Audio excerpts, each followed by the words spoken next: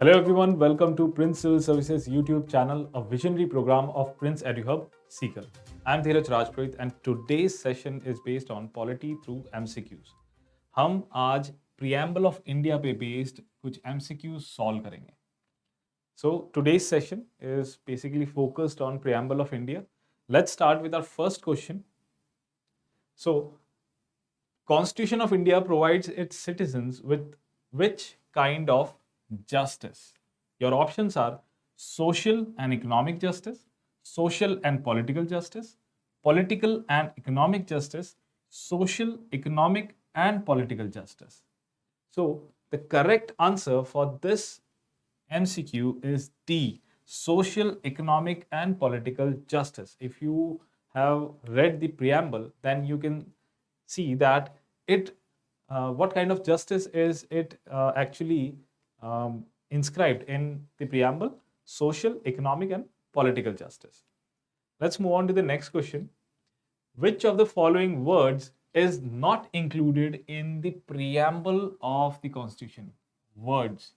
Okay, so let's see the words: liberty, equality, sanctity and justice.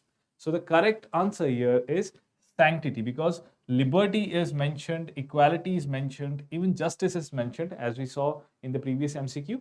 But sanctity, the word sanctity is not mentioned. Sanctity means sacredness or logicalness, reasonableness. Okay, so sanctity is not mentioned in the preamble. Rather, you can see liberty, liberty of thought, expression, and belief, equality of opportunity and status, and justice. We saw in the previous MCQ, justice, economic, social, and political justice. Okay, so let's move on to the next question. Now, the language and ideals of the preamble of Constitution of India is influenced or borrowed from which of the following constitutions? Now, this is a very good question. Here we can see the language and ideals of the preamble is influenced or borrowed from which of the following constitutions? Your options are USA, France, or Australia.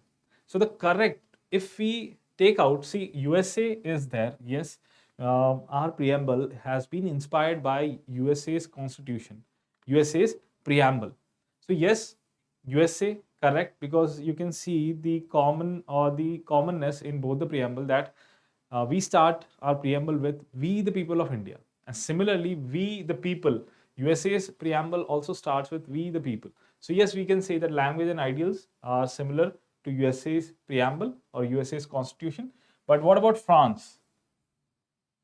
So France, no.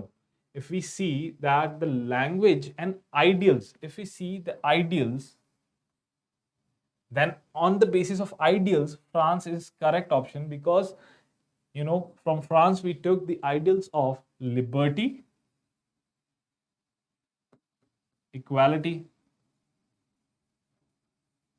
and fraternity. So these ideals have been taken from the French Constitution. So this is also correct. Then Australia, here is written, it is written language.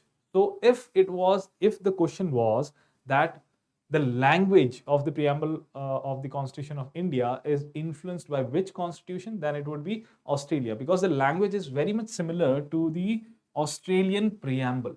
So our correct option would be D, 1, 2 and 3. See, remember, once again, let's see यहाँ पे जो language और ideals की बात की है, यहाँ दो अलग अलग क्वेश्चन एक साथ पूछे गए. That's why the answer is 1, 2, 3. Otherwise अगर सिर्फ ये क्वेश्चन था लैंग्वेज पे, तो हम ऑस्ट्रेलिया के साथ जाते, और यूएसए अगर ऑप्शन में, तो यूएसए भी हम लिख सकते हैं.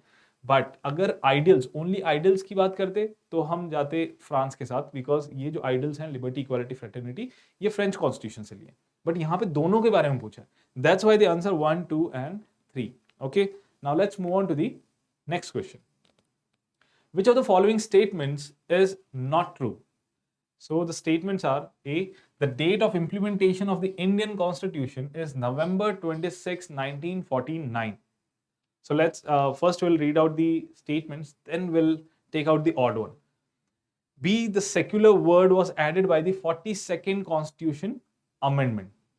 C, this 42nd constitutional amendment was done in 1976. D, social, economic, and political justice has been taken from the Russian Revolution in the Indian Constitution. Now let's see from the D option. Social, economic, and political justice have been taken from Russian Revolution. Yes, these have been taken from the Russian Revolution, social, economic, and political justice, because this was the main ideal of Russian Revolution, or we can say the main motto of Russian Revolution was to secure justice for the people based on social, economic, and political parameters.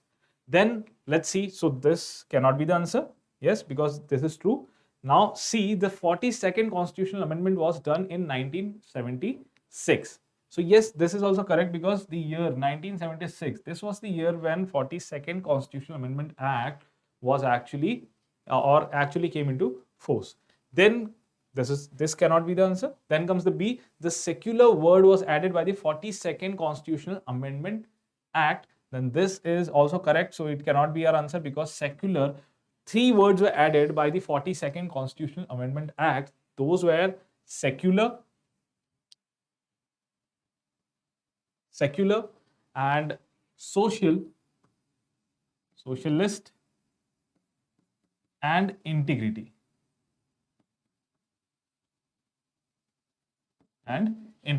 These 3 words were added by the 42nd Constitutional Amendment Act of 1976. Now remains only one option, and of course that is the answer. The date of implementation of the Indian Constitution is November 26, 1949, which is not true, because this is the date of adoption.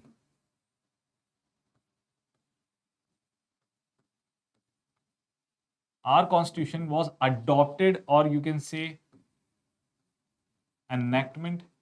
The date of enactment, adoption, is 26 November 1949. So, but what is the date of implementation of Indian Constitution then? It is 26th January 1950. So 1950, 26 January 1950, we implemented our constitution, or we can say the Indian Constitution came into force, or you can say the date of commencement for this, the date is 26 January 1950. But if we say the date of adoption or enactment, it would be November 26, 1949. Let's move on to the next question. And the final question of this session: which statement is not correct in the case of sovereign India? Sovereign India. Let's see. A, India is not dependent on any country. Now see, remember, such questions are very tricky, because you can see it is which statement is not correct. So you have to find the false statement. Many a times students actually get confused, and they mark the correct statement, which is not being asked here, because you have to find out the not correct, incorrect statement. So let's see the first statement. India is not dependent on any country. It is actually a correct statement. So we'll exclude this one, because we have to find out the incorrect statement. Let's see the second statement. India is not a colony of any other country. Yes, this is also true. So we'll exclude this also. Now, India can give any part of its country to any other country. Yes, this is also true. See, and the last is India is obliged to obey the UN in its internal affairs, which is not true, and this is our answer. Now see, we'll see. India is not dependent on any other country. Yes, this means sovereign. That means you have the ultimate decision-making power. Now, India is sovereign. That's why it is not dependent. It is independent. So this is a correct statement actually. Then comes India is not a colony of any other country. Simple as that. India is actually independent. That means it is not a colony of any other country. This is also true. Now, India can give any part of its country to any other country. This is tricky, but yes, because India is sovereign, that means India has the final decision making power. That means if we have to give away any part or any territory of Indian land to any other country, any foreign country, then India can do it, because it is sovereign. It can take that decision itself, rather than some other authority taking that decision for her. Okay, now last, India is obliged to obey the UN in its internal affairs. Now, because it is internal affairs, That's why the statement is incorrect. If the statement was external affairs, maybe the statement would be partially correct, not completely, but partially, because we have signed the UN Charter, so we are obliged to obey the rules and regulations or the UN dictates.